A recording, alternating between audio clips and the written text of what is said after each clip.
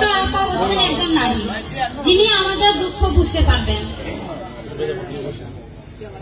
প্রিয়াঙ্কা আপার কাছে আমার এইটুকুই চাওয়া যে আপা আপনি যদি ভোটে পাস করেন অবশ্যই আমাদেরকে একটু দেখবেন, কারণ আমরা খুবই দরিদ্র বাস্তব সমাজের লোক। আমরা না পারি সন্তানকে ভালো কোনো স্কুলে পড়াতে, না পারি ভালো খাবার দিতে। আমার স্বামী এবং কি আমাদের এলাকার যারা যারা নারীরা আছেন ওনাদের স্বামীরাও পৌরসভার চাকরি করে, মাত্র ৬,০০০ টাকা বেতন পায়। আমরা ভালো কিছু আমাদের সন্তানকে দিতে পারি না।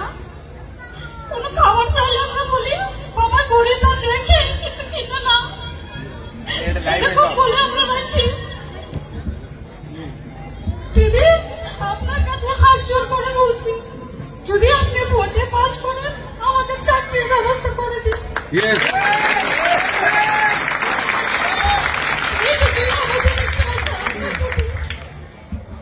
আপনারাই বলেন এই যুগে ৬,০০০ টাকা দিয়ে কারো সংসার চলে? আমরা সারাদিন না খেয়ে থাকি, আমার দিন যায়। কোনো দিন যাই যে আমরা মুড়ি খেয়ে ঘুমায় পড়ি, কারণ আমাদের বাচ্চাদের আমরা খেতেও দিতে পারি না। আপনারাই বলেন, আপনারা যারা যারা আছেন আপনারা কি বলেন আমাদের, তোমরা সুইপারের কাজ করো, তোমরা বেতনের কাজ করো। তোমরা কি চাও তোমার সন্তান সুইপারের কাজ করে করুক? কিন্তু আপনাদের কাছে একটা প্রশ্ন, আপনারাও কারো সন্তান, কারো বাবা, কারো মা। আপনার সন্তান যদি রুটি চায় আপনি কি তাকে পাথর দিবেন? ভালো কিছু চাইলে মন্দ কিছু দিবেন? দিবেন না। আমরাও চাই আমার সন্তান যাকে আমি ভালো কোনো স্কুলে পড়াবো, ভালো খাবার দিব, ভালো পোশাক দিব। পড়ালেখা সবাই করে, সরকারি স্কুল আছে, অনেক প্রতিষ্ঠান আছে, খালি পেটে কি পড়ালেখা হয়? এই যে দিদিরা অনেক স্টুডেন্ট আছেন এখানে, আপনাদের মা কতজন ভালো ভালো খাবার করে খাবেন, বাবা দুঃখে যাও, জ্ঞান হবে মাথায়, বুদ্ধি হবে। আর আমরা পানি ভাত রেখে দিই, বাবা খেয়ে নইটা খেয়ে পরীক্ষা দিতে যাও। খালি পেটে পেট ধরে বাচ্চারা শুয়ে পড়ে, কেন জানেন? আমাদের কোনো চাকরি নেই। আপনারা খোঁজ নিয়ে দেখেন আমাদের এলাকায় বছর সমাজে কারো কিন্তু সরকারি চাকরি নাই, কোন মহিলা রাস্তার চাকরি নাই। খোঁজ করুন, আমরা মিথ্যা বলছি না, আমরা কোনো মিথ্যা বলছি না। আমার স্বামী একটা ব্যাংকের চাকরি করতো, ৩,০০০ টাকা বেতন পেত। আবার ওই চাকরিটাও চলে গেছে।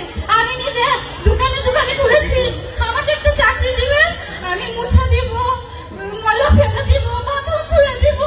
কেন জানেন? আমার ছেলে 4 বছরে মাঝে মাঝে অসুস্থ হয়, ডাক্তারের খরচ আমাদের থাকে না, ভালো খাবার দিতেই তো পারি না, একটা টিউশন দিব নিম্নতে ১,০০০ টাকা, ওটাও তো আমাদের সামর্থ্য নেই। তাহলে আমাদের সন্তান কিভাবে আগাবে বলতে পারেন আপনারা?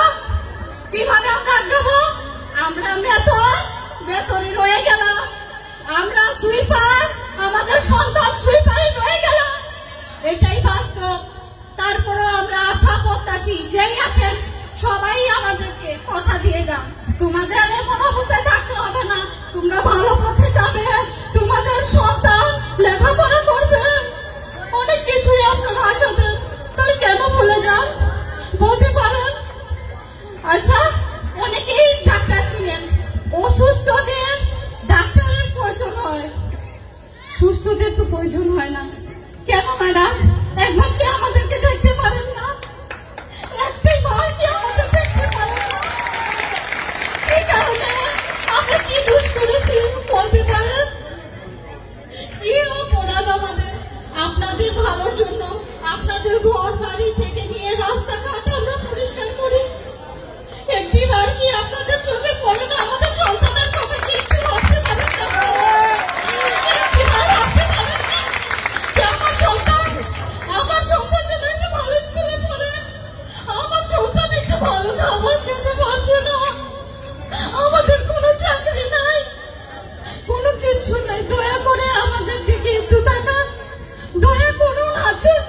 আপনাদের কাছে মিনতি করছি, যদি আপনি যদি পাস করেন ম্যাডাম, অবশ্যই আমাদের দিকে একটু তাকান। আমাদের চাকরির প্রয়োজন, আমাদের চাকরি দিন, দয়া করুন। ধন্যবাদ।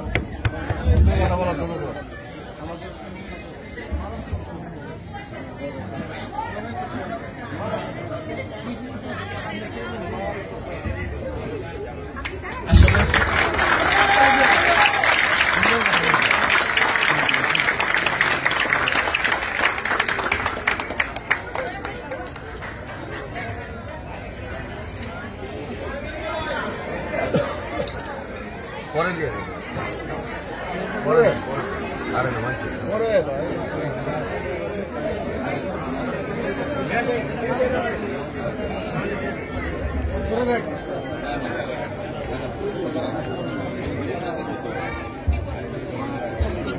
হ্যালো, আরে ভাই আমি যাই নাই তো কাজ করছি।